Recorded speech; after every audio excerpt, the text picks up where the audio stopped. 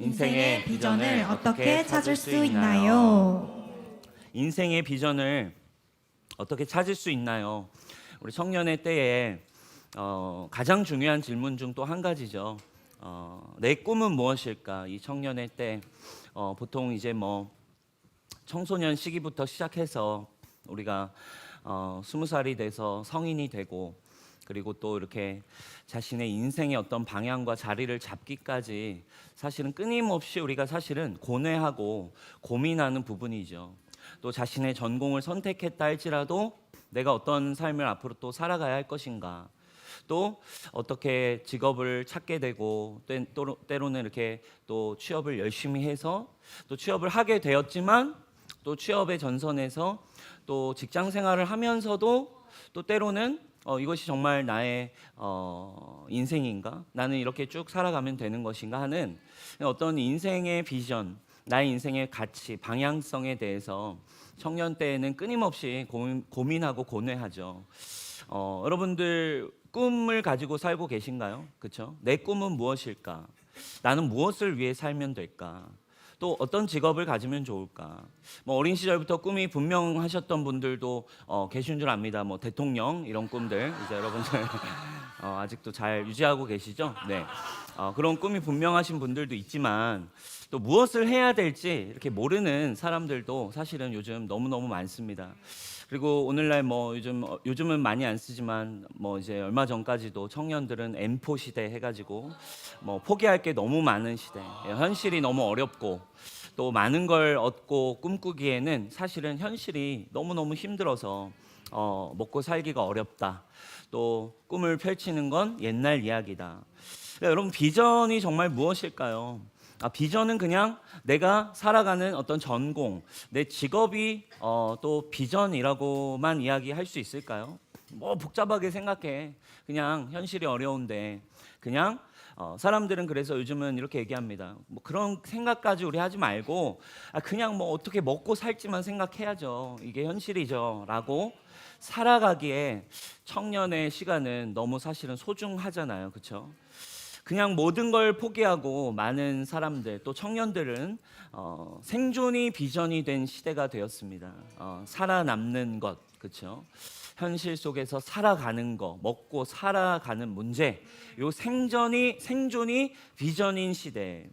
그러면 여러분, 이건 우리가 이 세상의 이 청년들의 공통된 고민이라고 할 수 있지만, 우리가 예수 그리스도를 믿는 신앙인으로서 나의 인생은 여러분 무엇을 위해 살아가야 하는 것인가 하는 지점을 우리가 좀 찾아볼 필요가 있겠죠. 이 주제는 사실은 굉장히 방대한 부분인 것 같아요. 또 직업과 소명에 대한 부분도 있고, 또 어떤 비전, 하나님의 나라에 대한 차원도 있지만, 오늘 특별히 좀 짧은 시간 안에서 우리가 보기 원하는 부분은, 그러니까 무엇을 위해 살아갈 것인가, 요 주제인 거죠. 나 무엇을 위해 살 건가 라는 것에 대해서 성경적인 답을 우리가 찾기를 원한다면, 먼저 뭐 큰 어떤 거국적인 비전, 하나님의 가치 뭐 이런 거는 참 많지만, 먼저 성경이 우리에게 제안해주고 있는 인생의 의미란 무엇인가, 요 파트를 일단 우리가 성경을 통해 답을 얻어야만 사실 우리가 이 인생의 비전을 찾는 방향성을 좀 잡을 수 있을 것 같아요. 여러분, 성경을 통해서 여러분들은 인생의 의미가 무엇인지 여러분 답을 찾으셨나요? 인생의 의미는 어디에 있을까요, 여러분? 한번 생각해 보셨나요? 잠시 우리가 먹고 사는 이 현실이라는 생각을 잠시 내려두고 한번 여러분 생각해 보셨어요? 여러분 왜 태어나셨나요? 그렇죠? 왜 태어났니? 그죠? 왜 태어나셨어요, 여러분? 왜 태어났니? 왜 태어났니? 밥값도 못하면서 왜 태어난? 이렇게 안 불렀어요, 여러분? 그래요? 그렇구나. 저 어릴 때 이렇게 많이 불러줬는데. 왜 태어났어요, 여러분? 무엇을 위해 태어났습니까? 그냥 태어난 거죠. 부모님 때문에 태어났어요. 어쨌든 태어나 봤더니 우리는 열심히 무언가를 위해 살아가는 존재가 됐습니다. 무엇을 위해 살아갑니까? 또 무엇이 잘 사는 의미입니까, 여러분? 잘 살고 싶어요, 사람들. 왜 이렇게 잘 살고 싶어 할까요?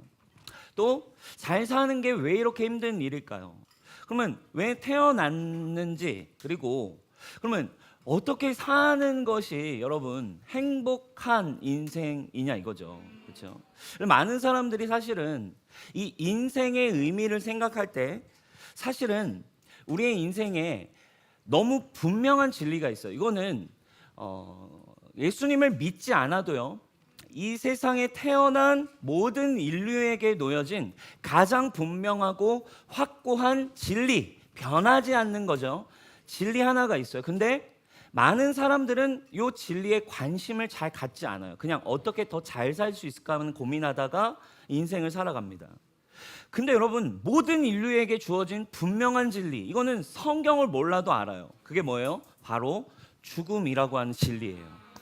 이 죽음이라고 하는 진리는 모두에게 놓여져 있는, 그러니까 변하지 않는, 그러니까 진리라고 분명하게 얘기하려면 1부터 100까지 모두에게 적용이 돼야겠죠. 근데 모든 사람에게 놓여진 진리는 죽음입니다. 죽음에 대한 생각을 해보질 않습니다. 태어났는데 우리는 어디를 향해 열심히 달리기를 하기 시작한 거예요. 바로 죽음이라고 하는 곳을 향해 달려가기 시작합니다. 인류의 역사 수천 년, 수백만 년이라고도 볼 수 있는 그 수많은 역사 속에서, 수만 년의 역사 속에 우리의 인생 아주 점처럼 느껴지는 짧은 시간인데, 태어나서는, 근데 그것도 길어야 정말 100년이고, 어떤 사람은 10년도 못 살고, 어떤 사람은 30년도 못 살고, 어떤 사람은 50년, 어떤 사람은 60년, 얼마를 살지도 모르는데 살다가 죽는다 이 말이에요. 왜 죽는 것인가?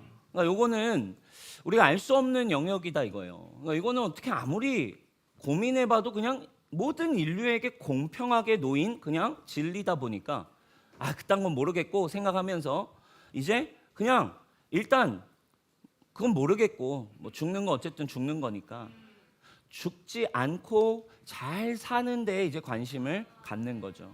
어떻게 하면 더 오래 살 수 있을까? 어떻게 하면 더 잘 살아갈 수 있을까? 어떻게 하면 사는 동안 얘보다는 더 잘 살 수 있을까?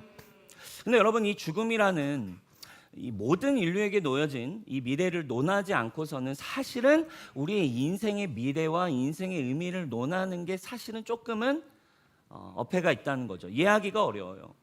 죽음을 먼저 한번 생각해 보기 전에는 우리는 인생의 의미를 논하기가 어렵습니다. 그런데 중요한 건 여러분, 성경은 우리에게 새로운 진리를 우리에게 주는 책입니다. 믿으십니까? 네. 새로운 진리를 주는 책인데 성경은 분명하게 이 죽음에 대한 문제를 우리에게 분명하게 가르쳐주고 있다는 거예요. 여러분, 메멘토 모리라고 하는 말, 최근에 이제 청년들 유명한 말이 됐죠. 그리고 우리 이어령 선생님의 그 마지막 책에서도 요 메멘토 모리의 내용이 등장을 합니다. 메멘토 모리 라틴어입니다. 근데 너는 반드시 죽는다는 것을 기억하라라고 하는 말입니다. 고대 로마에서 여러분, 그 전쟁이 늘 있었던 고대 로마에서는 이제 장군들이 원정에서 승리를 거둡니다. 그리고 전쟁에서 엄청난 정복 전쟁의 승리를 거둔 거잖아요. 그럼 얼마나 기쁩니까? 그래서 기쁜 사람들이 이제 개선가를 울리면서 도시로 들어올 때 사람들이 와 하면서 막 이렇게 꽃을 날리고 박수를 하고 환호를 하죠. 근데 그 고대 로마에서는 그 승리하는 행진을 하며 들어올 때 자신의 부하를 시켜서 맨 행렬 뒤에서 큰 소리로 이렇게 외치게 했다고 합니다. 메멘토 모리, 메멘토 모리, 죽음을 기억하라. 여러분, 이게 무슨 의미를 계속 이야기하라는 거겠어요? 전쟁에서 지금 승리했다고 너무 우쭐대지 마. 오늘은 개선 장군이지만 너도 언젠가는 죽는다. 그러니 겸손하게 행동해라. 이런 의미에서 생겨난 풍습, 생겨난 멘트가 바로 메멘토 모리라는 거예요. 너도 언젠간 죽는다. 지금 오늘의 승리가 너의 인생의 전부가 아니라 너 언젠가 너도 죽기 때문에 너의 인생을 분명하게 살아가라. 여러분, 삶을 살아갈 때 죽음을 기억하면 내 인생의 의미와 해석이 달라지죠. 우리 전도서를 봐도 장례식장을 가보라고 이야기를 하죠. 그렇죠? 장례식장을 가봤을 때 너의 인생의 의미에 대해서 생각해 볼 수 있게 되는 거죠. 너 무엇을 위해 살아? 여러분, 성경에서는 이 죽음에 대한 이야기를 설명해 주고 있어요. 오늘 우리가 이 죽음에 대한 의미가 일단 첫 번째로 우리가 뭐 많은 얘기를 할 수 있어요. 미래, 하나님 나라, 천국 이런 얘기도 할 수 있지만 우리가 사실은 신앙인으로서 우리의 인생의 의미를 깨달을 때 인류에게 놓여진 이 진리를 성경이 말해주는 진리로 해석되어지는 의미가 있을 때 사랑하는 여러분, 여러분들의 삶의 방향과 의미가 바뀌게 되는 줄 믿습니다. 여러분, 오늘 죽음에 대해서 성경은 어떻게 정의하고 있는지 한번 봅시다. 여러분, 성경에서 처음 죽음에 대한 이야기가 어디에 등장하냐면 창세기에 등장합니다.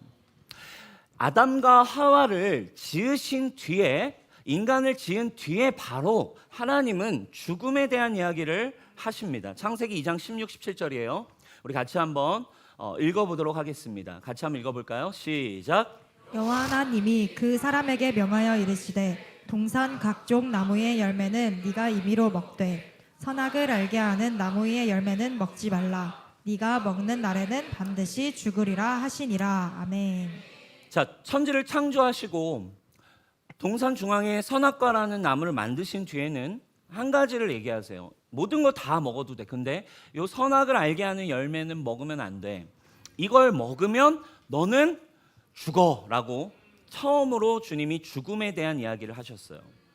근데 여러분, 안타깝게도 인간은 선악과를 먹었나요, 안 먹었나요? 먹었죠. 안타깝게도 하나님의 관계가 끊어지기는 선택을 합니다. 죄로 인해 선악과를 먹게 됐고 먹었어요. 그러면 이제 어떻게 되는 거예요?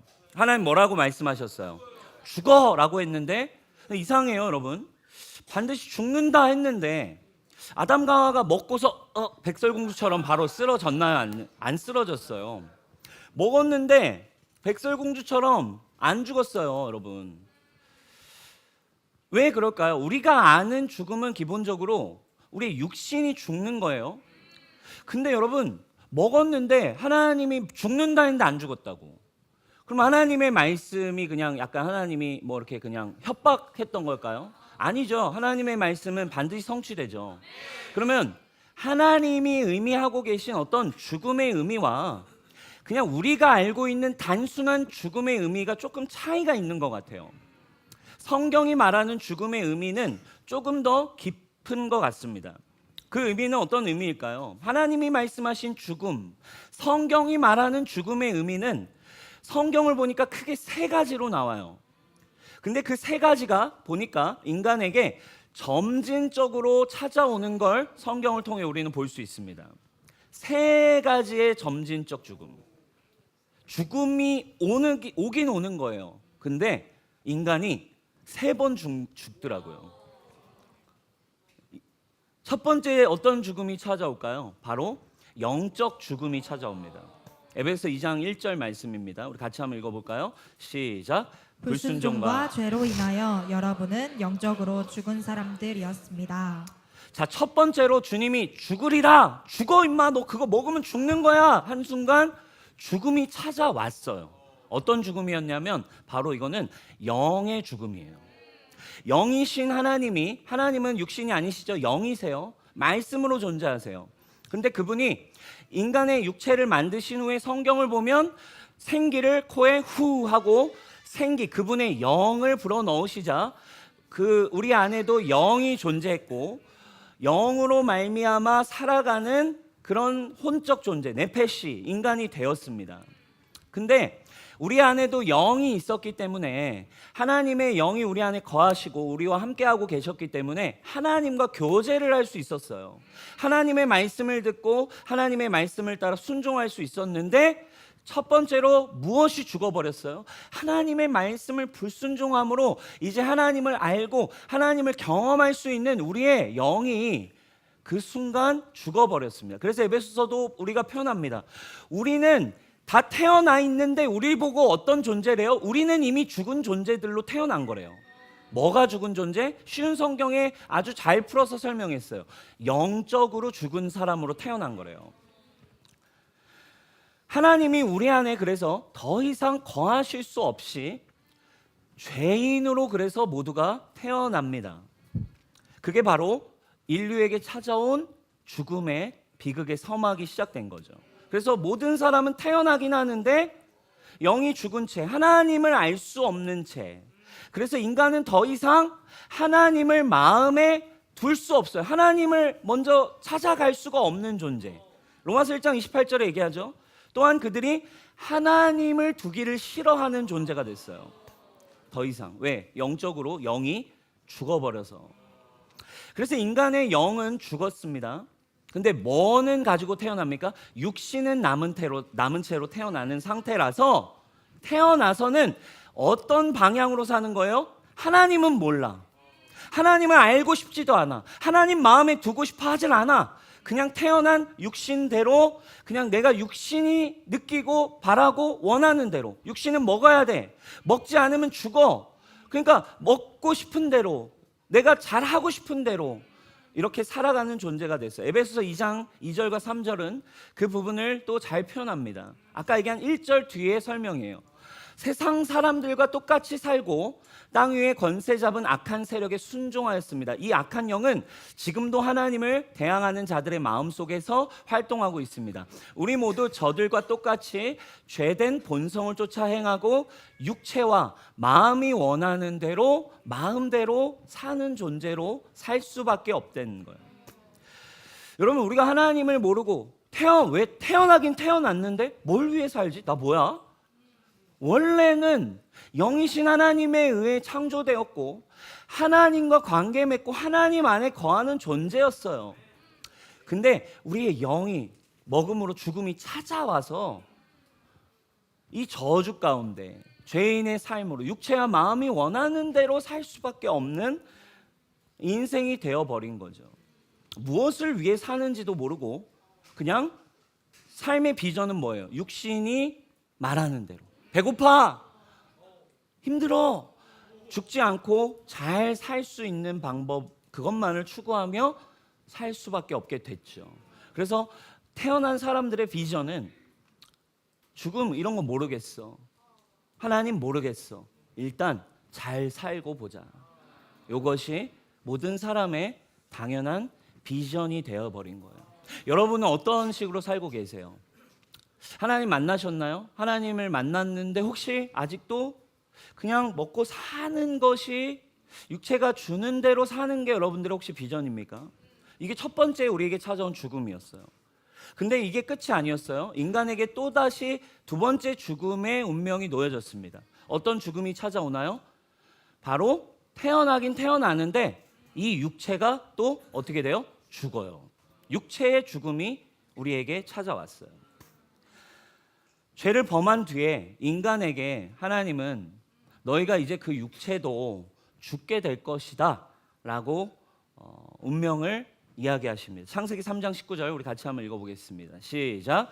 네가 흙으로 돌아갈 때까지 얼굴에 땀을 흘려야 먹을 것을 먹으리니 네가 그것에서 취함을 입었음이라. 너는 흙이니 흙으로 돌아갈 것이니라 하시니라. 하나님에 의해 모든 걸 공급받던 인간은 내가 하나님이 될 거야 라는 선택의 결과로 자기 스스로 일해서 수고해서 먹고 사는 존재가 됐습니다. 그리고 그렇게 살다가 흙으로 돌아가는 운명이 됐어요. 육체가 만들어 주시긴 했지만 하나님 없는데 그게 무슨 소용이야. 결국엔 그 육체도 다시 돌아가야 돼. 요 죽음이 우리가 일반적으로 떠올리는 죽음 하면 떠올리는 육체의 죽음입니다. 심장이 멈추고 우리의 숨이 멎어서 이제 우리의 육신이 죽는 육신의 죽음. 여러분, 이 세상 모든 인간은 모두에게 이 육신의 시간, 육체의 시간이 모두에게 주어졌습니다. 그죠? 누군가는 80년 혹은 50년, 심지어 10년, 그 누구도 자신의 육체의 시간이 얼마인지는 알 수가 없어요. 여러분, 이게 우리에게 좀 어려운 문제죠. 얼만큼 살아야 되는 겁니까? 또 얼마를 살다 가는 겁니까? 하나님 믿으면 오래 사는 것이 축복인가요, 그러면? 그렇지 않죠, 여러분. 주님이 약속하신 복이 될 수는 있지만 그건 또 무조건적이진 않아요. 왜? 결국 이 생명의 주권은 전적으로 누구에게 있나요? 하나님에게 있기 때문이죠. 우리 모두는 어느 날 어머니의 뱃속에서 태어나 보니 죽음을 향해 달려가고 있어요. 육체는 태어나서 이제 자라나고 성장해요. 그리고 지금은 여러분들이 청년이라서 지금 아직은 여러분들이 젊고 파릇파릇하지만 이제 시간이 지날수록 우리 모두가 이제 썩어갑니다. 여러분. 썩고 있어요, 여러분, 우리 모두가. 그리고는 다 썩으면 때가 되면 이제 흙으로 돌아가게 되죠. 그러니까 여러분, 인류는 어쨌든 이 시간 안에 존재하며 살아가요. 몇 년인지 몰라요. 몇 년 살지 알아요, 규빈이? 그래, 대충 80살 될 것 같아요. 80살 괜찮네요. 예. 몇 살을 살지 몰라요. 근데 우리는 영적인 죽음을 모릅니다. 그러니까 죽음을 기다리며 사는 것이 우리의 인생의 비전이 되어버렸어요. 그게 바로 인간에게 찾아온 진리이고 어떤 상태라고 성경은 이야기해주고 있어요. 그런데 이게 다가 아니에요. 성경은 마지막 죽음에 대해서 예고하고 있습니다. 마지막 단계의 죽음이 있어요. 세 번째 죽음입니다. 바로 영원한 죽음입니다. 영원한 죽음. 요한복음 5장 24절 우리 같이 한번 읽어보겠습니다. 시작. 내가 진정으로 너희에게 말한다. 내 말을 듣고 또 나를 보내신 분을 믿는 사람은 영원한 생명을 가지고 있고 심판을 받지 않는다. 그는 죽음에서 생명으로 옮겨갔다. 그렇죠? 히브리서 9장 27절은 이렇게 얘기합니다. 한 번 죽는 거 사람에게 정해졌다. 그런데 그 이후에는 심판이 있다. 죽고 난 다음에 성경은 분명히 얘기해요. 우리 뒤에 보겠지만 죽은 사람 오케이 다 일어나세요. 이제 자 일어나세요 하는 시간이 온대요.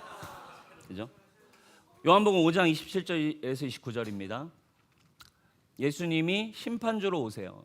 그 다음 말씀입니다. 한번 띄워주세요. 또 아버지께서는 아들에게 심판하는 권한을 주셨다. 그것은 아들이 인자이기 때문이다.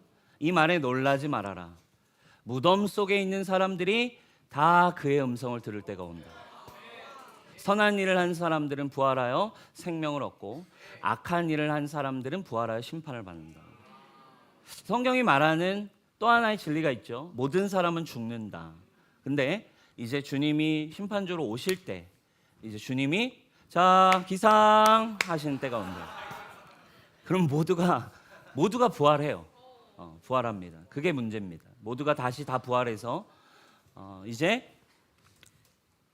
우리가 소위 말하는 이제 영원한 죽음, 지옥에 갈 사람, 그리고 영원한 생명에 갈 사람. 그러니까 진짜 지옥은 그래서 여러분 우리가 죽고 부활하기 전까지는 사실 지옥에 가는 게 아니에요. 그렇죠? 우리가 이제 낙원이라고 하는 곳으로 가죠. 낙원. 그리고 음부. 성경에는 천국과 지옥이 있고 그 천국과 지옥은 예수님이 오셔서 심판을 하신 뒤에 그리고 부활하여 그분과 함께 영원한 나라에 갑니다. 그 전까지는 성경에서 우리가 대기하는 공간, 엄밀히 따지면 낙원이라는 표현, 그렇죠? 예수님이 두 강도 옆에 있는 우측 강도에게 오늘 네가 나와 함께 천국에 있으리라 표현하시지 않고 낙원에 있으리라. 그리고 예수님이 죽으신 뒤에 사흘 동안 주님이 죽음을 당하셨잖아요. 그렇죠? 인간의 이 모습으로 오신 그분이 우리와 똑같이 죽음을 당하십니다. 그럼 그분이 지옥에 가신 게 아니라 지옥은 마지막 날에 심판을 위해 보류되어 있는 곳이고 그분이 가신 곳은 음부라고 표현을 하죠. 그러니까 여러분 생각해 보세요. 지금 죽어서 우리가 그 영원한 천국이나 지옥에 가기 전까지는 사실은 우리의 영이 잠잔다라고도 표현해요. 그러니까 쉽게 얘기하면 대기 시간입니다. 요 음부도 사실은 고통스럽겠죠. 근데 여러분 진짜 지옥은 어려워요. 왜냐하면 이제 자, 이제 기상해가지고 일로 와. 새롭게 새 육체를 입고, 그리고 이제 결국 영원한 생명을 얻지 못한 사람은 새로운 육체로 영원히 죽음 가운데 놓이게 되는 거죠. 인간에게 이 육신의 시간이 주어졌어요. 이게 굉장히 중요하다 이 말이에요. 영이 죽었습니다. 대가로 첫 번째, 영이신 하나님이었기 때문에 우리의 영이 죽었어요. 근데 육신의 시간이 우리에게 놓여졌네. 근데 이 육체도 언젠가는 죽어요. 그런데 이 죽음은 끝이 아닙니다. 그리고 마지막에 영원한 죽음의 심판이 놓여져 있다. 이게 성경이 말하는 사실 구체적인 그냥 죽음이라는 표현 안에 담긴 성경이 표현해주는 세 가지의 죽음에 대한 프로세스입니다. 예수님이 오셔서 심판자로 오세요. 자, 첫 번째 오실 때에는 그래서 주님이 무엇을 위해 오신 거예요? 구원자로 오신 거예요. 이걸 그래서 이해하셔야 돼요. 그리고 그 다음에 오실 때에는 이제 무엇을 위해 오신대요? 이제 모든 것을 심판하고 판단하는 심판주로 오신다. 근데 그때 사망에서 생명, 우리가 그렇게 좀 논했던 구원의 문제, 영원한 생명의 문제, 이것을 얻지 못한 사람들은 심판과 함께 영원한 죽음을 맞이하게 됩니다. 여러분, 이렇게 하나님과의 관계가 멀어져서 죄인이 된 인간에게는 죽음이 찾아와 버렸어요. 하나님을 떠난 인간에게는 근데 세 가지의 이 점진적 죽음을 하나님이 인간에게 허락하셨어요. 그럼 여기서 우리는 이제 질문이 생기겠죠. 하나님께서는 왜 반드시 죽으리라 이렇게 말씀하시고는 왜 인간에게 그냥 바로 심판하시면 되지, 왜 이렇게 점진적인 죽음을 허락하셨냐 이거죠. 어떤 생각이 드세요? 왜 우리를 이 태어나는 시간을 허락하셨을까요? 답은 한 가지입니다. 우리에게 이 점진적 죽음을 주신 이유는 바로 하나님의 긍휼과 사랑 때문인 거죠. 그분은 우리가 죽기를 바라시는 분이 아니고 우리가 살기를 원하시는, 다시 구원에 이르고 하나님의 자녀가 되기를 원하시는 우리의 하나님이시기 때문입니다. 요한복음 3장 17절입니다. 하나님의 마음이 분명히 드러나 있죠. 하나님이 그 아들을 세상에 보내신 것은 심판받게 하려고 하는 게 아니라 이 세상에 보내서 이 세상에 숨쉬고 있는, 아직 육신으로 살아가고 있는, 아직 영원한 죽음이 찾아오지 않은 너희들이 예수로 말미암아 세상이 구원을 받게 하려 하십니다. 여러분, 여기에서 우리가 이제 답이 나옵니다. 여러분, 그래서 우리에게 주어진 육신의 시간, 여러분 지금 숨쉬고 살아가는 이 시간 몇 년 살지 몰라. 오늘 여러분 이 시간 예배 왔다가 죄송합니다, 가는 길에 어떻게 될지 몰라요. 제가 다음 주에 이 자리 설 수 있을지 여러분 모릅니다. 이건 진짜. 네, 여러분 메멘토 모리. 메멘토 모리. 옆 사람 축복해 줍시다. 메멘토 모리.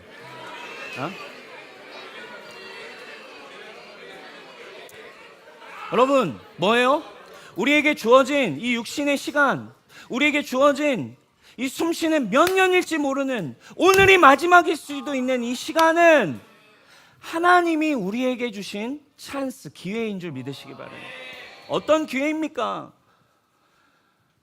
내 인생의 운명은 죽음인데 네가 숨쉬는 시간 동안 나는 세상이 심판받기를 원치 않아. 모든 인류가 구원받기를 원해. 모든 사람이 나의 자녀가 되기를 원해. 그래서 내 아들을 구원자로 보냈어. 그리고 그를 믿는 자, 예수 그리스도를 영접하는 자에게는 하나님의 자녀가 되는 권세를 주셨으니, 이 땅을 살아가는 목적이 무엇입니까? 죽음이 놓여진 우리에게 그냥 더 잘 먹고 잘 사는 게 우리에게 주어진 시간의 의미일까요? 아닙니다. 얼마를 살지 모르는 이 시간, 예수 그리스도를 만나서 구원자이신 그분을 알아서 주님이 예비하신 영원한 생명으로 들어가는, 영원한 생명을 얻는 시간인 거죠. 할렐루야. 그렇게 될 때 여러분, 이때 우리는 인생의 의미를 깨닫게 돼요. 오래 살지 못한다고 복이 없는 게 아니에요, 여러분. 여러분, 이 인생의 의미를 죽음과 생명 안에서 해석이 안 되니까 믿는 사람들도요, 복의 개념이 헷갈려요. 오래 사는 것이 무조건 복이라고 생각해요. 그래서 사람들이 하나님을 때로는 원망합니다. 아니, 하나님, 저 사람, 저 집사님, 저 목사님, 저 사람, 심지어 저 청소년, 저 청년, 아니, 하나님 믿고 저렇게 열심히 예배했는데, 아니, 하나님 사랑하는 사람이었는데 왜 이렇게 일찍 데려가셨어요? 아니, 하나님 사랑한다면서 왜 그 사고도 못 막으세요? 아니, 하나님을 예배하는 사람들인데, 하나님을 그토록 열심히 섬긴 사람인데, 아니, 하나님 왜 그 사람 그렇게 일찍 데려가시고, 왜 그 사고를 하나님이 왜 안 막아주세요? 사랑하시는 거 맞아요? 이런 질문들을 우리가 하나님 앞에 던집니다. 아니에요, 여러분. 죽고 사는 것은 하나님 손에 전적으로 달려 있어요. 근데 하나님 우리 모두에게 동일한 기회와 사랑을 이미 베푸셨어요. 몇 년을 살지 몰라. 네가 믿는다고 무조건 오래 사는 것도 아니야. 언제가 될지 몰라. 세상은 이미 악해. 악한 세상 속에, 또 깨어진 세상 속에 어떤 사고가 일어날지 나는 알고 있지만 이 세상의 모든 것들 여러분 우리가 다 해결할 수 없어요. 근데 하나님은 우리에게 살아가는 이 시간 동안 기회를 분명히 주셨다고요. 하나님이 우리를 사랑해서 사는 동안 더 돈 많이 주고 더 많은 걸 얻게 하는 게 복이 아니라, 예수님이 주신 참 복은 죽음이 놓인 우리에게 영원한 죽음, 영원한 심판에 가지 않고 잠깐 놓여진 육신의 시간의 찬스, 이 시간 동안 하나님을 알기를 바란다. 그래서 심지어 내가 내 아들을 이 땅에 보내고 죽여서 구원의 길을 열어놨기 때문에 이 일을 너희가 알기를 바란다. 가장 중요한 건 나에게 주어진 시간 동안 여러분 생명이신 예수님을 만나는 것이 인생의 의미 아니겠습니까? 그러니까 복음과 죽음과 생명의 의미가 알게 된 자들은요, 인생의 의미가 확고해져요. 아, 내게 놓여져 있는 이 시간, 여러분 잘 먹고 잘 사는 게 하나님께 영광입니까? 아닙니다. 무엇을 위해? 예수님이, 하나님이 우리를 너무 사랑하셔서 우리를 죽기를 원치 않으시고 모든 사람이 주어진 시간 안에 영원한 생명의 모든 자녀가 들어오길 바라는 거. 그렇기 때문에 여러분 이제 이것을 깨달은 사람은 난 이제 구원 받았네, 그럼 난 이제 마음대로 좀 살게, 이겁니까? 아니죠. 그럴 수 없죠. 그렇게 되기 때문에 이 복의 개념이 교회가 잘못 가기 시작하는 거예요. 난 구원 받았네. 그럼 난 마음대로 살아야겠다. 주님, 이왕 구원 받은 거 돈 좀 더 주세요. 주님, 제가 주님의 이름 더 높일게요. 이런 겁니까? 아니죠. 인생의 의미가 분명해져요. 와, 나의 인생, 이 시간 동안 주님이 나를 만나 주셔서 나 이제 언제 살지 모르, 이 시간은 잠시구나. 여기에서의 시간은 잠깐이고 영원한 나라에서 그분과 영원토록 함께 사는 인생을 주님은 계획하신 거구나. 사실상 여러분 진짜 인생, 진짜 하나님이 원하신 시간은 우리와 함께 하실 천국에서의 삶이라는 걸 여러분 아세요? 그것이 성경을 볼 때 우리에게 분명히 믿어지는 거예요.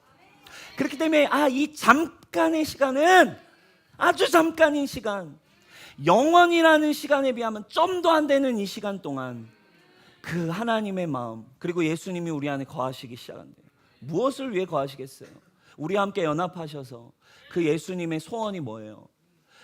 우리 지난주 봤죠? 아버지와 아들과 아들이 하나인 것처럼 이 세상 모두가 아버지가 세상을 사랑해서 아들을 보내신 것을 알기를 원한다. 짧은 시간, 주변의 수많은 사람들, 이 인생의 의미를 모르는 사람들에게 내게 주어진 삶의 자리에서 하나님의 영광이 있습니다. 내가 잘 돼서 하나님의 이름 높이는 게 하나님의 영광 아니에요, 여러분. 여러분들이 보지 못한 하나님의 영광이 있습니다. 죽은 자들은 볼 수 없는 그 빛을 발견할 수 있게 살아가는 것, 그것이 여러분들의 비전이 되길 축원합니다. 우리 말씀에 나옵니다. 무엇을 먹든지 무엇을 마시든지 다 하나님의 영광을 위하여 하라. 인생의 의미가 분명해지는 거예요. 언제 죽을지 모릅니다. 메멘토 모리. 언제 우리가 떠날지 모릅니다. 그러나 이제 우리의 인생의 의미는 분명해졌어요. 미련 없습니다. 주어진 시간, 주님, 인생의 의미를 이 세상 수많은 사람들 알기를 원합니다. 영생은 곧 유일하신 참 하나님과 그가 보내신 자 예수 그리스도를 아는 것, 이것이 진정한 생명의 의미입니다. 사랑하는 여러분, 복음이 여러분들의 인생의 의미 이후에 있는 여러 가지의 비전의 차원은 그 다음의 문제인 것 같아요. 근데 첫 번째, 일단 인간에게 놓여진 진리가 있어요. 아직 감추어진 무언가 진리를 발견하지 못한 사람들이 다 놓여져 있는 한 가지의 진리. 인간은 다 죽는다. 왜 죽냐? 왜 죽게 된 거야? 그럼 왜 태어난 거야? 죽일 거면 왜 태어난 거야? 장례식장 가보면 허무함이 밀려와요. 아니, 저렇게 잘 살던 사람 갑자기 어떻게 이렇게 되지? 죽음이 우리 주변에 찾아오면요, 여러분, 인생의 의미를 알 수 없어져요. 그리고 허무해지고, 그리고 생각이 많아지고, 그리고 나의 인생에 지대한 영향을 끼치기도 합니다. 그렇죠? 나 왜 태어났지? 아니, 죽을 건데 왜 태어난 거야? 여러분, 죽지 못해 인생 사시나요? 죽고 싶은 마음이 오히려 드시나요? 맞아요. 사실은 맞아요. 죽음이 놓여 있어서 그래요. 죽음이 앞에 놓여 있어서 사람은, 여러분, 조금만 힘들면 죽고 싶어요. 당연한 겁니다. 괴로우면 자살도 하고 싶어요. 그냥 차라리 죽는 게 낫겠다라는 심정도 이해가 돼요. 근데 여러분 잘 아셔야 돼요. 너무 당연한 거예요. 왜? 결국 다 죽거든요. 근데 여러분, 분명히 이 죽음에 대한 새로운 진리가 성경에 쓰여 있어요. 아무도 몰라. 왜 태어난 줄 알아? 왜 죽는 줄 알아? 네 영이 죽어서 그래. 하나님과의 관계가 끊어져서 뭔지 모르고 태어나. 육신대로 살아. 근데 원래 너의 고향이 있어. 원래 너를 지으신 분이 있어. 원래 네가 연결되어야만 하는 코드가 있어. 네가 몇 년 사는 그 시간이 왜 주어진 줄 알아? 왜 내가 이렇게 복음을 전하는 줄 알아? 너에게? 내가 왜 이렇게 간절하게 너에게 이 복음을 전하고 싶은 줄 알아? 내일 우리 못 볼 수 있잖아. 메멘토 모리. 세상에 의학이 발달됐다고 여러분 그냥 모든 게 안심이 되십니까? 아니죠. 왜 복음을 전합니까? 언제 죽을지 모르니까. 이 시간 동안 우리 영원한 생명을 준비하자. 그리고 우리 주변에 이 하나님의 진정한 나라, 진정한 삶은 여기가 아닙니다. 고향이라고 표현하죠. 진정한 돌아가야 할 곳, 그 하나님과의 영생, 그곳을 향해 준비하며 살아가는 거예요. 하나님의 나라. 주님, 내가 살아가는 인생의 이제 목적이 바뀌었습니다. 내가 이 땅에서 그 직업을 가지고 살아가는 이유가 분명해졌습니다. 주님, 나를 이 직업에, 이 자리에, 이 현장에 보내신 이유는 이제 잘 살고 더 잘 되고, 못돼서 내가 괴롭고 힘들고, 저 사람보다 내가 못해서 힘들고 어려운 게 더 이상 나의 인생의 의미가 아닙니다. 저의 자존감이 아닙니다. 제 정체성이 아닙니다. 저 사람보다 좀 덜 예쁘고 저 사람보다 좀 덜 벌고 한다고 제가 힘든 존재가 아닙니다. 이 세상에서 저는 그리스도 안에 의미가 있기 때문입니다. 그리고 저는 영원한 나라를 준비하며 주님 오심을 준비하며 이 땅에 주님이 허락하신 주님의 몸된 교회로 살아가며 이 세상에 있는 수많은 사람들에게 예수님이 누구이신지, 당신의 인생의 의미가 무엇인지를 전하는 사람 되기를 원합니다. 사랑하는 여러분, 주님은 여러분들의 직업에 크게 관심은 없으세요. 여러분들이 얼마나 많은 성과를 내는지도 관심은 없으세요. 여러분들이 얼마나 높아졌는지 주님은 1도 관심이 없으십니다. 그냥 주님은 여러분이 누구인지를 관심 가지세요. 여러분들이 뭐 직장에서 승진했는지 안 했는지 관심 별로 없으세요. 그냥 여러분들이 내 자녀이면 그걸로 주님 만족하시는 거예요. 저는 저의 딸이 뭐 잘 되고 못 되고 잘 되면 좋고 뭐 이런 거 있지만 저의 딸인 거 존재만으로 아빠는 행복한 거예요. 여러분, 아버지는 여러분들의 존재에 그렇게 크게 관심이 없습니다. 여러분들이 누구인지, 여러분들의 doing이 아니라 여러분들의 being에 관심이 있어요.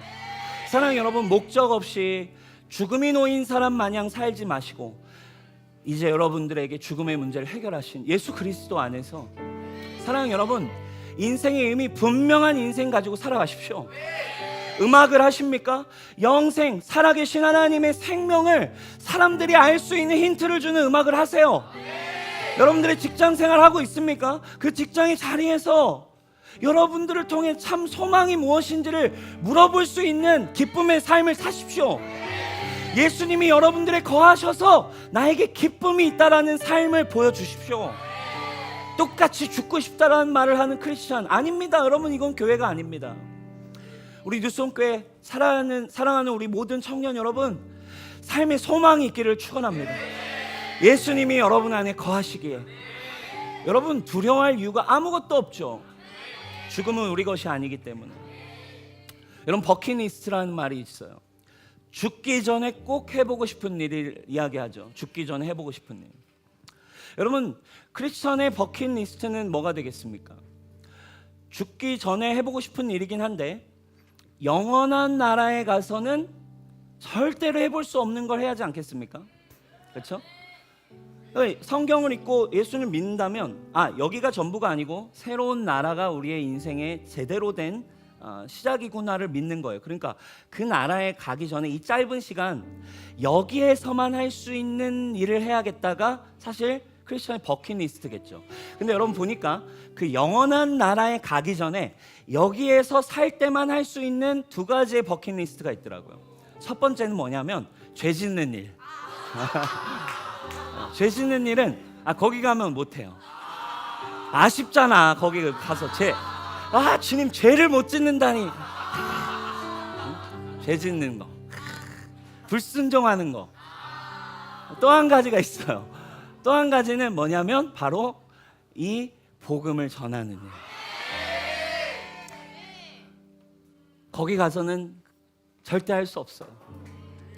이젠 끝이거든요. 이제 거기선 더 이상 눈물도 아픔도 없고 더 이상 어떠한 후회도 없어요. 여기에서만 할 수 있는 일이 여러분 복음 전하는 일이에요. 멋지지 않나요? 그렇죠? 여러분 누리는 거, 즐거운 거, 기쁨, 뭐 먹고 마시는 이런 거, 여러분 그런 건 더 좋은 걸로 주님 준비해 놓으셨죠. 새로운 차원의 기쁨과 희락과 누릴 수 있는 많은 것들이 있을 거예요. 여기와는 비교할 수 없는. 근데 거기서는 다시는 할 수 없는 두 가지. 죄 마음껏 짓는 거, 그리고 죽어가는 사람들에게 인생의 의미 모르고 오는 언제 죽을지 모르는 사람에게 예수님의 아름다우신 그 사랑을 나의 삶을 담아 나의 모든 삶의 자리로 예배하며 영광 올려드리는 삶. 여러분 무엇을 선택하시겠습니까? 죄 짓는 삶이 여러분들 그것도 여러분들의 선택입니다. 그러나 메멘토 모리, 우리 천국에서 할 수 없는 예수님의 아름다움을 전하는 일, 사랑하는 그 일. 여러분 우리 뉴스홈교회 주님 오실 때 그 전까지 오늘날 수많은 청년들, 복음 듣지 못한 청년 얼마나 많습니까? 이렇게 잘 사는데 여러분 자살률이 1위예요. 청년 자살률 1위. 2023년 통계 14,000명이 죽었어요. 14,000명 자살로. 그죠? 코로나 시즌에는 코로나보다 자살한 사람이 더 많았어요. 청년은. 그럼 말이 됩니까 여러분? 힘들어요. 어려워요. 그 청년들, 사랑하는 여러분, 인생의 의미 기쁠 수 있다라는 거. 고작 너 대학 못 가서 죽고 싶어? 고작 너 인생 한 번 무너진 것 때문에 죽고 싶어?